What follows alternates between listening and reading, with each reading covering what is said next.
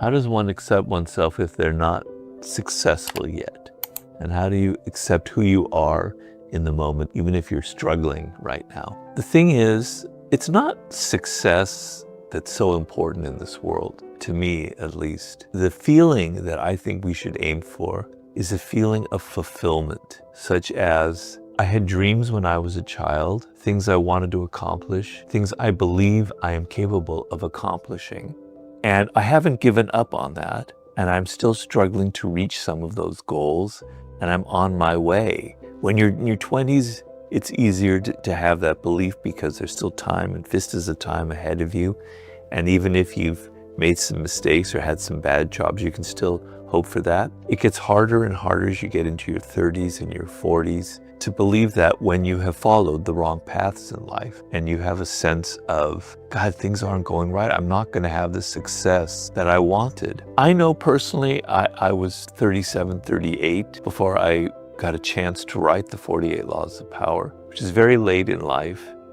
And I got very depressed by that, but I never gave up on myself. So the thing that you want is you don't want to give up on your dreams, on your hopes for the future, because that will age you very quickly and that will have cascading effects on your health, both mentally and physically. Now, if you're in your 60s and you're at that point, it's a little harder, but there's still things you can do. There's still things you can accomplish. You've had incredible experiences.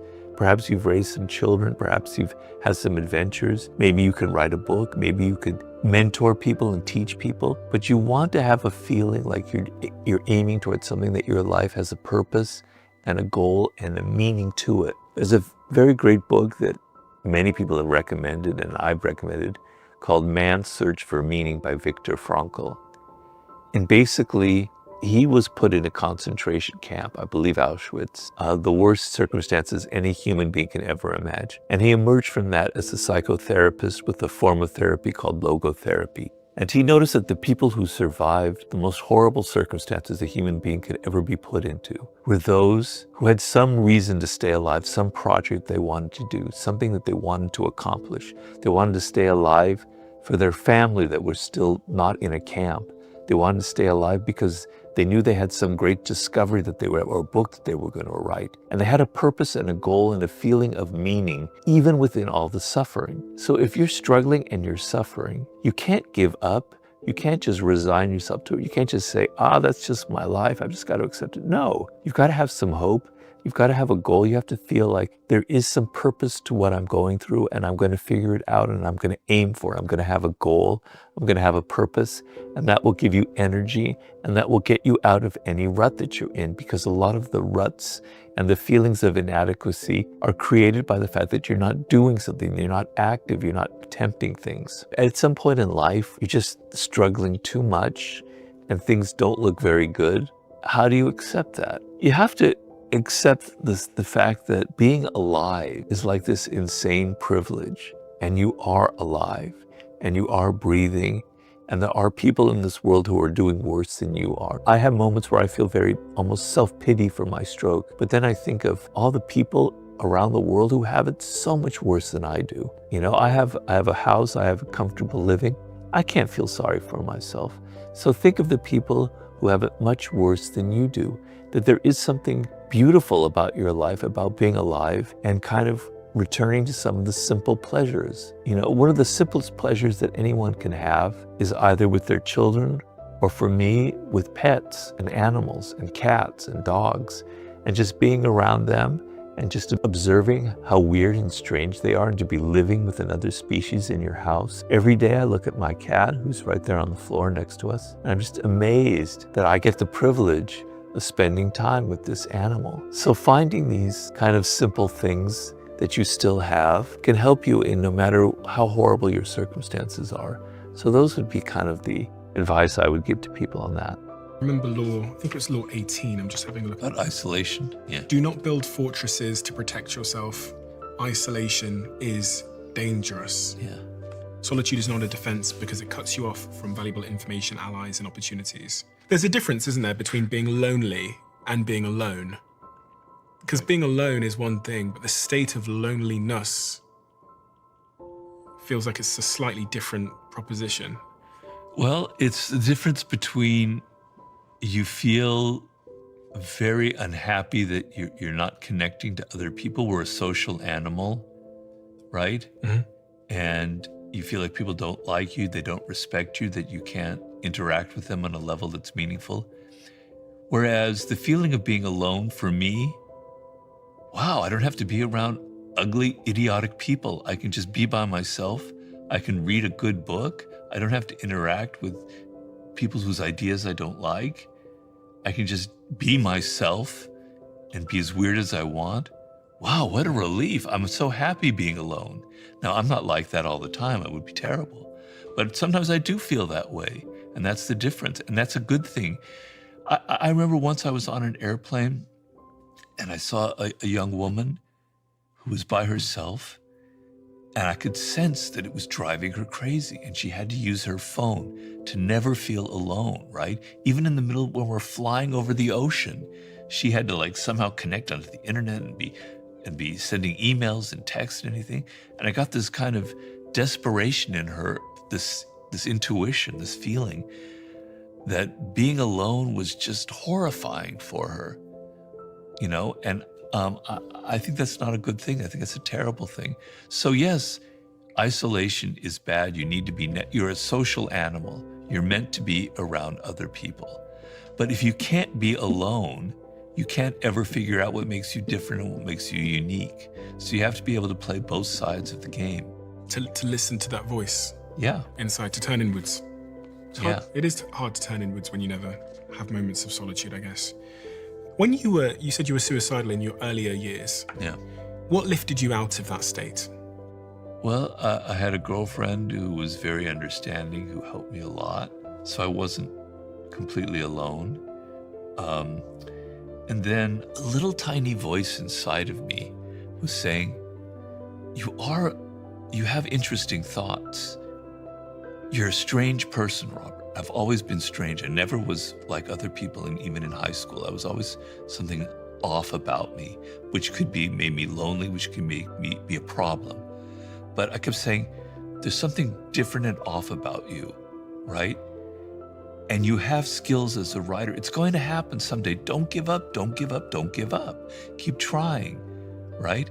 And so finally, I'm 35, 36 years old. I was in Italy at the lowest point of my life. And then I met this man there who was a book packager, Joost Elfers, and he asked me if I had an idea for a book. And suddenly, I almost get emotional just thinking about it. Everything just shifted inside of me. It's like, yeah, I could write a nonfiction book. And I just improvised what would turn into the 48 Laws of Power. He got so excited. He said, I will pay you to write I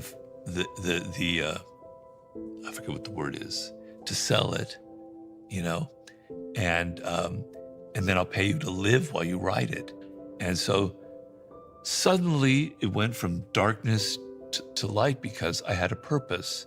And all of my misery, you know, I could take all of the bad bosses I had, all of the horrible, psychotic bosses who were so stupid and so political and so manipulative. And I could go, wow, I've got all this material to write the 48 Laws of Power. All my worst experiences can go into this book. It all has purpose for it. I'm not saying that's going to happen to everybody, but I was literally at that moment before it happened, pretty much near rock bottom. And I asked my wife, what would have happened if this didn't turn out? Would I have committed suicide? Would if I'd gone the same path and gotten into done some hack job, I'd probably be incredibly overweight and alcoholic, and I might have already died of a heart attack. Or maybe I would have found my way to something else, but it was a really, really low point in my life. Purpose. Yeah. It's crazy how it can lift you out of darkness. It can turn the lights on. Yeah. It's just so unbelievably hard to find for so many people. I mean, you're not going to find it in your bedroom necessarily, sat there thinking. But you know, opportunities come. You just have to be ready for them. So I had this opportunity that came to me. And you might say, well, that's lucky. That's never going to happen to me. But it will happen to you. You're just not ready for it. You're just not recognizing it. Some person will cross your path that can lift you out of what you're doing, who can connect you, but you're not paying attention. You're not ready for it. You don't think you deserve it.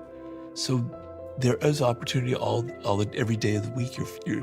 It's around you, is what I'm trying to say. There's so many studies, and there was one on TV by, I think it was Darren Brown, the illusionist, that show certain types of people are pessimistic towards opportunity. And when you do studies and there's one particular study where they have a newspaper and they give it to one group of people who I think are pessimists and one group of people that are optimists. And the researchers say, when you find the £100 voucher or $100 voucher, just come back to us. And what happens is they scroll through the newspaper and the pessimists never find it. But on the first page of the newspaper, it says, stop, go to the researchers now, you've won $100. The optimists find it. And Darren Brown did a similar thing, the illusionist, in the street, where he put, I think it was like a £50 or $100 note in the middle of the street as they were walking down the street. And the optimists find it, they see it, but the pessimists just walk right past it. Yeah. I think it was a winning scratch card potentially. And that really opened my mind to like my state, my mental state, my psychology is determining whether I see these opportunities or totally miss them. And then it's almost this downward spiral, because then I'll think, God, I'm such an unlucky person. Right. Without realizing that I'm playing a really important role in creating my own fortune or misfortune. Right. Yeah, I have a chapter in Laws of Human Nature about the nature of your attitude creates your circumstances, which is sort of the same thing you're saying, which is there are two kinds of attitudes that I talk about. One is an attitude that's closing, that's constrictive, that's narrow, and there's one that's expansive and open. You could call that pessimistic and optimistic. But the closed attitude is you're only seeing life through this narrow little spectrum where everything is bad, people don't like you, there's hostility all around you. And what that means is you're not seeing reality, you're creating reality. You're creating that reality. You're seeing it, and that's what happens to you. The expansive attitude is, life is amazing. All these incredible things are possible. I have hope. Any moment there could be an opportunity. And that's not reality either, but you're going to create that reality by feeling that way and seizing an opportunity, the smallest crumb of an opportunity. You're going to create those good circumstances. So by your attitude, you create the bad things that happen to you in life. Decide what is truly important to pursue, okay? It's kind of a vague question, because what are you pursuing? I mean, in your days off, when you're in your leisure time, it probably means like your career or what's important to you or what matters. I'm going to try and look at it from that angle, because I can't tell you what to pursue in your daily life, what gives you pleasure. But I do know this. We humans don't operate by instinct. We operate by thinking, by rationality, by our willpower. So we're not directed. So we don't wake up in the morning like an animal might, that has its needs that it's going to take care of. It doesn't have to think, it just does what it does. We have to think, we have to go, what am I going to do today? Where am I going to go? Who am I going to see? I mean, if it's not in your work, or even if it's your work, how am I going to get to work? What am I going to do? And that kind of freedom can be overwhelming, right? And it can actually be very frustrating and very paralyzing. I know, as an analogy, as someone who's slightly OCD, I have to admit, if I go to the market